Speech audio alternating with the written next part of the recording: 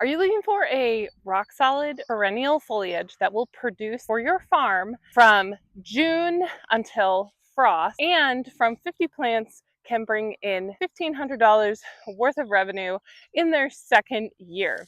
If you are interested in this perennial foliage, raspberry and blackberry greens, then stick around for this video.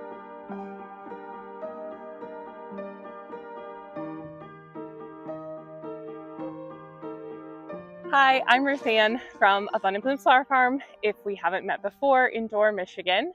And I run about a 1-acre farm with my husband and our children, and I sell almost exclusively to florists. This is my 7th year of flower farming.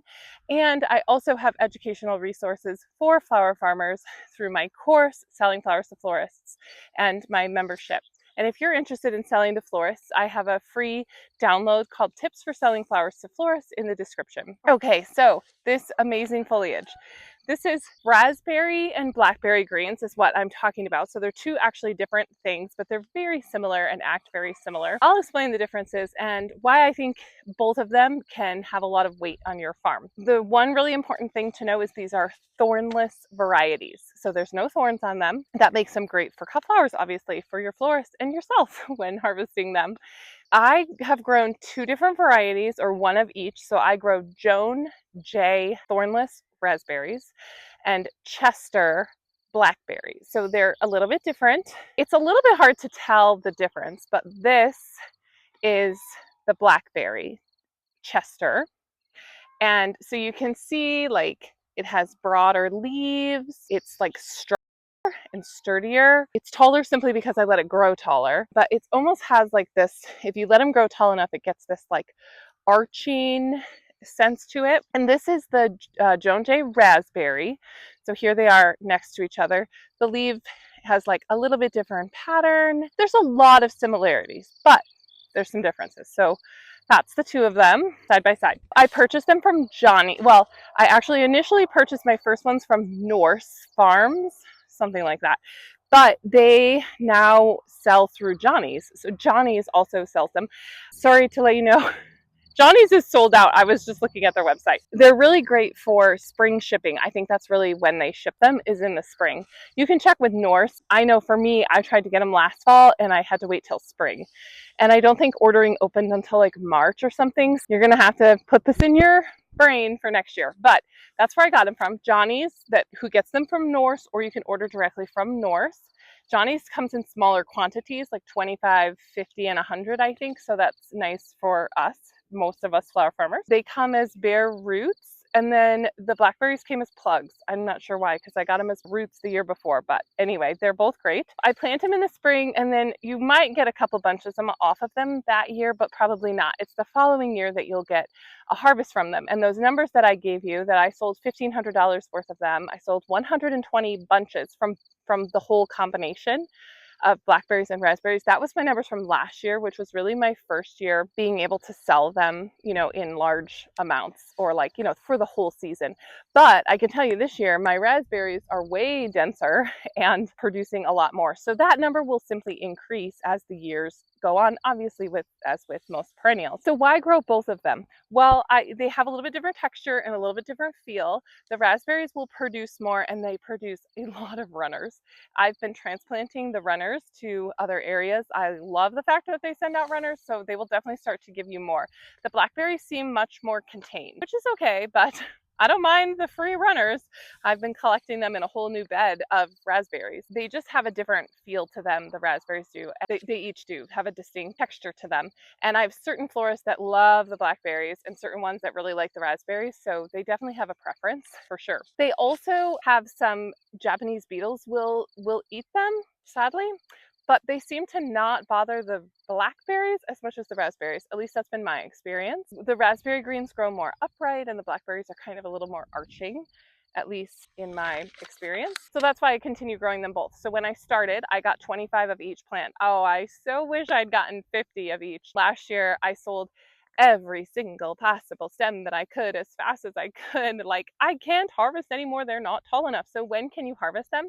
You can harvest them as soon as they're tall enough, basically. So every year you cut them back to the crown and they send out brand new shoots and with new growth. And then they continue to send up shoots and produce all season long until frost. And even after frost, they're actually pretty hardy. Like if I get a light frost, they're totally fine. That's why they're so great, is because you can harvest them. So for me in Michigan, I harvested a few of them last week, but this week is kind of the first. So it's like mid-June, and you can harvest these all the way till frost.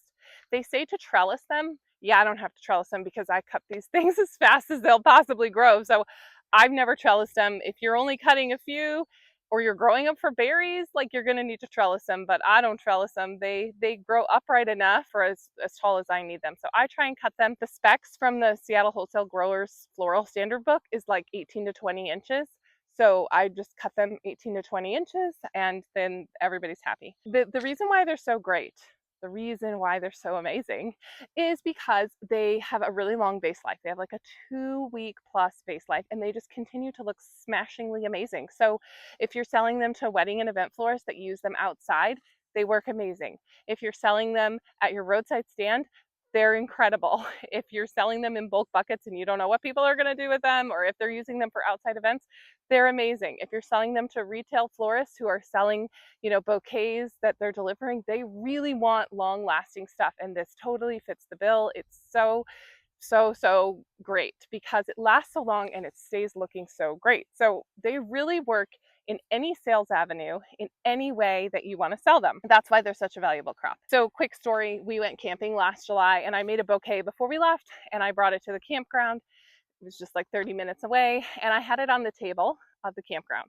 And it was July, it was like 90 degrees, and I had it in the sun on the picnic table outside all week long. And my sister's dog knocked it over twice. The wind knocked it over. Like it had been battered and bruised and in the blazing sun. And by the end of the week, the blackberry greens still looked amazing. I mean, like amazing. My cousin was like, what is this stuff? How does it even look like this? The dogs trampled it. The wind has knocked it over. It's 90 degrees and hot, humid, and it still looks great. That's why it's so amazing because you really can't, go wrong with it. Oh, okay, wait. What about the berries? People are like, wait, what do you do with the berries? Okay, you're not growing them for the berries. We're not growing them for the berries at all. The blackberries produce on old wood or old stems, old canes, and yeah, I don't get any blackberries basically because I'm cutting them down every year and I'm selling them for the foliage. I'm not selling the berries. I'm not a berry farm, okay? We're selling the foliage. Now, you will get berries on your raspberries. And trust me, my kids are like, Mom, don't cut those. We want to eat them. And there's honestly plenty, and we still get to eat some for ourselves. If you sell the crop with immature berries on it, like when the berries are green, they also last forever. And your florists love them. They're really a separate crop. You can charge more for them, by the way, if they have immature berries on them, or even like maturing berries. So they're really like two different crops. So you're getting two different crops out of them, which is also makes them even more versatile and amazing and gives you another product basically. So, but you're not really growing them for the berries. Like right now I'm cutting everything I possibly can and there's no berries. They haven't even flowered. You're not selling them for the berries. So how to grow them? Pretty straightforward. They're a perennial. They're very hardy to my zone. I know florists on the West Coast, like California, they love them. So I'm not exactly sure the zones, but they grow all over the place. Full sun, they definitely need water. Like berries need water, so you're gonna wanna have them on irrigation. New shoots emerge from the base and they will continue producing all season long. I don't cover them. They're super hardy. Like I said, we had a really cold winter, -18, and I don't cover them. I don't mulch them. They're fine, like for winter, purposes. Post-harvest care, I just harvest them in the morning and put a CBVN tablet in. I probably put my regular Chrysol #2 holding solution because that's what I put in everything, but they don't need it. They don't need anything. They're good. That's it. So they're pretty uncomplicated. They're very easy to grow. Get the correct thornless varieties and they're gonna produce for you more and more.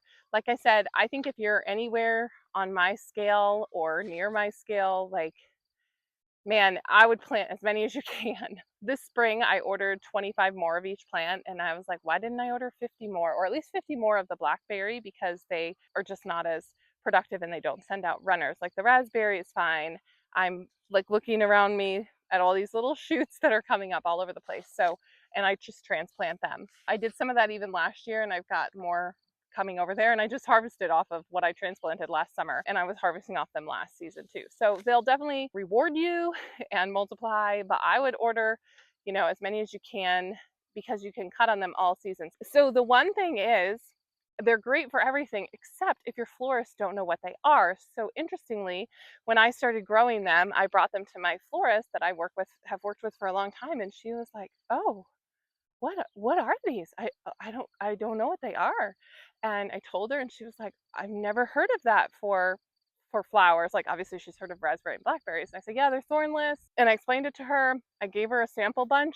She really loves the blackberry, although she'll take the raspberry. But she has bought 3 bunches of blackberry foliage from me all season long as possible. She's been asking me for it. "Do you have that yet? When is that coming?" And she's completely sold on it. She takes 3 bunches for her shop, and then if she has weddings or other events, she'll take more. So from one florist, from June till frost, I sell 3 or more bunches of this one foliage to her every single week. And that's you know why it's so valuable. But she didn't know about it. So sometimes you have to educate your customers, educate your florists, and just give them a sample bunch, explain to them what it is, why it's so amazing. Here, take a bunch, put one on your counter for the next 2.5 weeks and see what it does. And they're going to be sold. I have another florist that wasn't super familiar with it. She orders it every week also. And some of them knew, but some of them just are not super familiar. And this is a florist that's been a florist for like 30 years. Like, she's not a new florist. She is not new to the florist game. If they don't know what it is, it doesn't make it bad. They just don't know, and they just need to educate. And that's one thing that I talk a lot about, is like educating your florists and teaching them, because they don't know, but they're often really happy to learn and try things. And I have one florist that doesn't like it. She doesn't like it. I don't know why, because it'd be really great for all her stuff, but she doesn't like it. So, you know, obviously not every single one is guaranteed to love it, but I have enough that are like totally in love with it. Yeah, it's a great crop. I sold out of it every week last year, and I think you should grow it too. Let me know in the comments if you think this would have a place on your farm. And if you enjoyed this video, I highly recommend that you check the video I did about yarrow, which my yarrow is about to bloom, and I love yarrow. I love it so much. So I hope you guys have a great week, and I'll see you next time.